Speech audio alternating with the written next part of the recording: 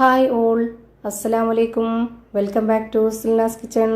ഇന്നത്തെ റെസിപ്പി നല്ലൊരു variety tasty ആയിട്ടുള്ള അടിപൊളി പലഹാരത്തിന്റെ റെസിപ്പിയാണ്. തേങ്ങ വെച്ചിട്ടാണ് ഇത് തയ്യാറാക്കി എടുക്കുന്നത്. ഭയങ്കര സിമ്പിളാണ്, അതുപോലെ തന്നെ നല്ല ടേസ്റ്റിയുമാണ്. വായിലിട്ടാൽ അലിഞ്ഞു പോകുന്നൊക്കെ പറയുന്ന പോലത്തെ അടിപൊളി ടേസ്റ്റി ആയിട്ടുള്ള ഒരു പലഹാരമാണ്. അപ്പോൾ ഇതെങ്ങനെയാണ് തയ്യാറാക്കുന്നതെന്ന് അറിയാനായിട്ട് വീഡിയോ സ്കിപ്പ് ചെയ്യാതെ മുഴുവനായിട്ടൊന്ന് കണ്ടു നോക്കണേ.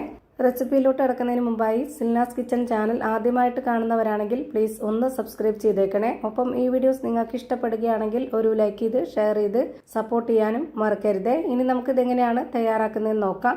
ഇതിനായി ആദ്യം തന്നെ ഒരു കടായി സ്റ്റവിലേക്ക് വെച്ച് ഫ്ലെയിം ഓണാക്കി കൊടുത്തിട്ടുണ്ട്. ഇതിലേക്ക് 250 ml കപ്പിന്റെ അളവിൽ 2 കപ്പ് പശുവിൻ പാൽ ഒഴിച്ചു കൊടുത്തു. എന്നിട്ട് ഇതിലേക്ക് നല്ലൊരു മധുരത്തിന് വേണ്ടിയിട്ട് ഒരു 1/4 കപ്പ് അളവിൽ പഞ്ചസാര ഇട്ട് കൊടുത്തു. ഓരോരുത്തർക്കും ആവശ്യത്തിനനുസരിച്ച് ഇട്ട് കൊടുക്കുക.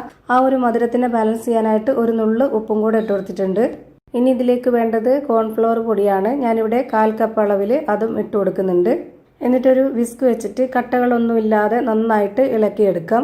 ഞാനെടുത്തിട്ടുള്ള ഈ ഒരു പശുവിൻ പാലിന് പകരം തേങ്ങാപ്പാൽ മതി എന്നുള്ളവർക്ക് തേങ്ങാപ്പാലിലും ചെയ്തെടുക്കാവുന്നതാണ്. ഇപ്പം ഞാനിവിടെ ഒട്ടും കട്ടകളൊന്നും ഇല്ലാതെ നന്നായിട്ട് ഇളക്കിയെടുത്തിട്ടുണ്ട്. ഇനി ഇതിലേക്ക് ഇട്ട് കൊടുക്കേണ്ടത് പാൽപ്പൊടിയാണ്. തേങ്ങാപ്പാൽ പൊടിയാണ് ഞാൻ ഇതിലേക്ക് ഇട്ട് കൊടുക്കുന്നത്. 25 ഗ്രാം അളവിലാണ്. ഇതുപോലെ 25 ഗ്രാമിന്റെ ഒരു പാക്കറ്റ് പാൽപ്പൊടി മുഴുവനായിട്ടും ഇട്ട് കൊടുത്തിട്ടുണ്ട്. ഇനി ഇതും നന്നായിട്ടൊന്ന് വിസ്ക് വെച്ച് ഇളക്കി കൊടുക്കാം. ഞാനിവിടെ ഇതിന്റെ ഫ്ലെയിം ഓണാക്കി കൊടുത്തിട്ട് ലോ ഫ്ലെയിമിലാണ് ഇട്ട് കൊടുത്തിട്ടുള്ളത്. ഫ്ലെയിം കൂട്ടി വെക്കരുത് ഇപ്പോൾ തന്നെ.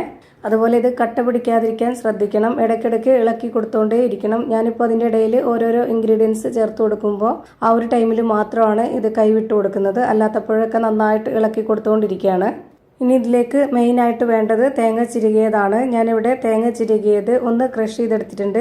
250 ml കപ്പിന്റെ അളവിൽ 1 കപ്പ് തേങ്ങ ചിരകിയത് ഇട്ട് കൊടുത്തിട്ടുണ്ട്. ഇനി നല്ലൊരു മണത്തിന് വേണ്ടിയിട്ട് ഒരു 1/4 സ്പൂൺ അളവിൽ വാനില എസൻസ് ഒഴിച്ചു കൊടുക്കുന്നുണ്ട്. എന്നിട്ട് ഇത് വീണ്ടും നന്നായിട്ടൊന്ന് ഇളക്കിയെടുക്കുന്നുണ്ട്. ലോ ഫ്ലെയിമിൽ തന്നെയാണ് വെച്ച് കൊടുത്തിട്ടുള്ളത്. ഫ്ലെയിം കൂട്ടി വെക്കണമെന്നില്ല. ഇനി ഇത് നല്ല പോലെ ഒന്ന് കുറുകി വരും. അതുവരേക്കും വെയിറ്റ് ചെയ്യാം. ഞാൻ അതിനായിട്ട് സ്പാച്ച് വെച്ചിട്ടാണ് ഇനി ഇളക്കി കൊടുക്കുന്നത്.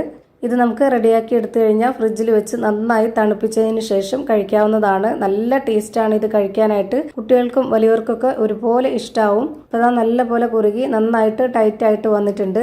ഇനി നമുക്കിതിൻ്റെ ഫ്ലെയിം ഓഫ് ചെയ്ത് കൊടുക്കാം. ഫ്ലെയിം ഓഫ് ചെയ്തതിന് ശേഷം ഇതൊന്ന് ഇളക്കി കൊടുത്തുകൊണ്ടേ ഇരിക്കണം 1-2 സെക്കൻഡ്.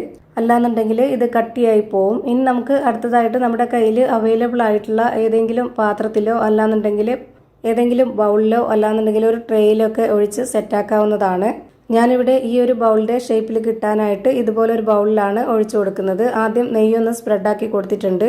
ഇതുപോലുള്ള ഷേപ്പിലുള്ള ബൗളിൽ ഒഴിച്ചു കൊടുക്കുമ്പോൾ കാണാൻ നല്ല ഭംഗിയായിരിക്കും. അതിനാണ് ഈ ഒരു ബൗളിൽ ഒഴിച്ചു കൊടുത്തിട്ടുള്ളത്. ഞാനിപ്പോൾ ഇതിലേക്ക് മുഴുവനായിട്ടും ഒഴിച്ചു കൊടുത്തതിന് ശേഷം 2-3 മണിക്കൂർ ഫ്രിഡ്ജിൽ വെച്ചിരുന്നതിന് ശേഷം, ഫ്രീസറിലല്ല തൊട്ട് താഴെ വെച്ചിരുന്നതിന് ശേഷം എടുത്തിട്ട് ഒരു പാത്രത്തിലേക്ക് തട്ടി അത് കട്ട് ചെയ്ത് കഴിക്കുന്നുണ്ട്. നല്ല ടേസ്റ്റാണ്. എന്തായാലും ഒന്ന് ട്രൈ ചെയ്ത് നോക്കണം. വായിലിട്ടാൽ അലിഞ്ഞു പോകുന്നൊക്കെ പറയുന്നത് പോലത്തെ ആ ഒരു ടേസ്റ്റാണ് നമുക്ക് ഇത് കിട്ടിയിട്ടുള്ളത്. അപ്പോൾ ഇത്രയേ ഉള്ളൂ ഇന്നത്തെ വീഡിയോ ഇഷ്ടമായാൽ ലൈക്ക് ചെയ്യാനും കമൻറ്റ് ചെയ്യാനും ഷെയർ ചെയ്യാനും മറക്കരുത്.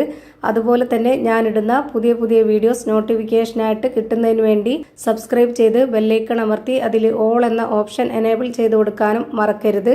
പുതിയൊരു വീഡിയോയുമായി വീണ്ടും വരും. Thank you for watching.